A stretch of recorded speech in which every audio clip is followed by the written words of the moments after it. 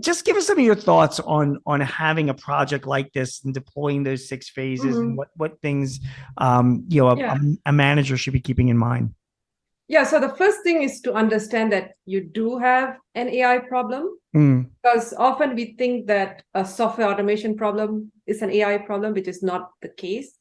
Most software automation problems can be solved with just software engineering, right. and very specific problems that, like I said, requires complex decision making. It's repetitive, it's high volume, and requires human-like decision making. So those tend to qualify for the use of AI, like natural language processing and machine learning.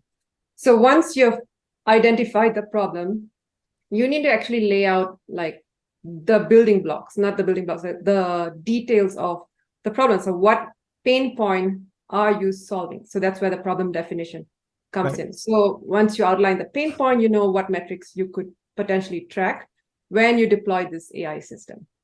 So the problem definition piece is the most important, I say, when it comes to AI. And then you need to figure out if you have the supporting data for the initiative, because that's how these AI systems are built today, Yeah. using large amounts of data. So if you don't have the data, you have to go acquire that data first. So that's the data acquisition step.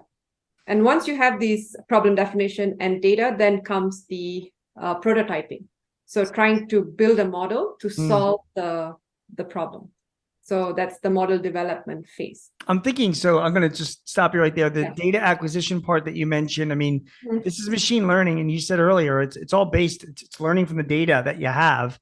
Mhm. That's how AI works. If it doesn't have any data to work off of, it's not going to work. So Yeah. that's important to either acquire it or have a process for building it.